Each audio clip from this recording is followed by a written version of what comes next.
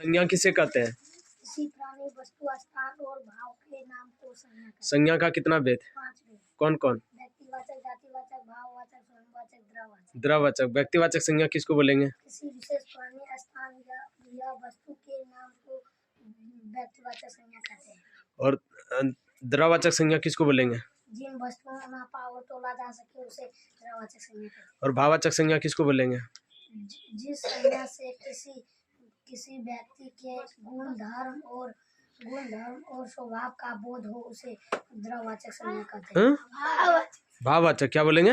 भाववाचक। अच्छा, तो बताओ व्यक्तिवाचक संज्ञा। व्यक्तिवाचक किसी विशेष प्राणी, स्थान या वस्तु के नाम को व्यक्तिवाचक संज्ञा कहते हैं। और समूहवाचक संज्ञा? जिस शब्द से झुंड या समूह का बोध हो उसे समूहवाचक संज्ञा कहते हैं। उसके बाद क्या जातिवाचक संज्ञा किसे कहते हैं? जिस संज्ञा से किसी जाति के संपूर्ण पदार्थ का बोध हो उसे जातिवाचक संज्ञा कहते हैं। संज्ञा किसे कहते हैं? किसी प्राणी, वस्तु, स्थान और भाव के नाम को संज्ञा कहते हैं। संज्ञा का कितना भेद? 5 भेद। कौन कौन? व्यक्तिवाचक, जातिवाचक, भाववाचक, समूहवाचक, द्रववाचक। द्रववाचक। व्यक्तिवाचक संज्ञा किसे कहते हैं? किसी विशेष प्राणी, स्थान या वस्तु के नाम को व्यक्तिवाचक संज्ञा। व्यक्तिवाचक। और समूहवाचक संज्ञा? समूहवाचक जिस शब्द से झुंड या समूह का बोध हो उसे समूहवाचक संज्ञा कहते हैं। और द्रववाचक? द्रववाचक जिन वस्तुओं को नापा और तोला जा सके उसे द्रववाचक संज्ञा कहते हैं। और भाववाचक? जिस संज्ञा से किसी वस्तु या व्यक्ति के गुण धर्म और स्वभाव का बोध हो उसे समूहवाचक भाववाचक कहते हैं। और जातिवाचक संज्ञा? जातिवाचक जिस संज्ञा से किसी जाति के संपूर्ण पदार्थ का बोध हो उसे जातिवाचक संज्ञा कहते हैं। बहुत बढ़िया। चलो ताली मारो दोनों के नाम।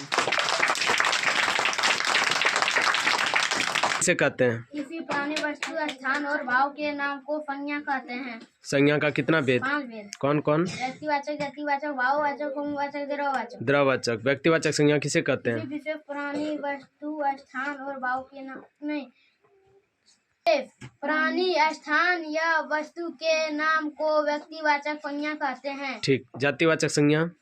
जातिवाचक संज्ञा जिस संज्ञा से किसी जाति के संपूर्ण पदार्थ का बोध हो उसे जातिवाचक संज्ञा कहते हैं। बहुत बढ़िया। चलो उसके बाद बताओ भाववाचक संज्ञा। भाववाचक संज्ञा जिस संज्ञा से किसी वस्तु या व्यक्ति के गुण धर्म और स्वभाव का बोध हो उसे भाववाचक संज्ञा कहते हैं। द्रववाचक संज्ञा जिन वस्तुओं को नापा और तोला जा सके उसे द्रववाचक संज्ञा कहते हैं।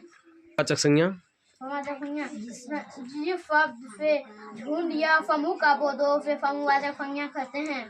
चल मारो।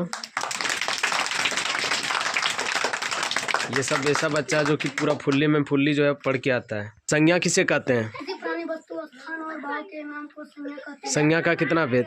5 भेद। कौन कौन? व्यक्तिवाचक, जातिवाचक, भाववाचक, समूहवाचक, द्रववाचक। द्रववाचक। व्यक्तिवाचक संज्ञा किसे कहते हैं? किसी विशेष प्राणी, स्थान या वस्तु के नाम को व्यक्तिवाचक संज्ञा कहते हैं। ठीक है। भाववाचक संज्ञा किसको बोलेंगे? भाववाचक जिस संज्ञा से भाववाचक संज्ञा जिसे किसी वस्तु या व्यक्ति की गुण धर्म और स्वभाव का बोध हो उसे भाववाचक संज्ञा कहते हैं। द्रववाचक संज्ञा किसे कहते हैं? जिन वस्तुओं को नापा और तोला जा सके उसे द्रववाचक संज्ञा कहते हैं। और जातिवाचक संज्ञा किसे कहते हैं? जिस संज्ञा से किसी जाति के संपूर्ण पदार्थ का बोध हो उसे जातिवाचक संज्ञा कहते हैं।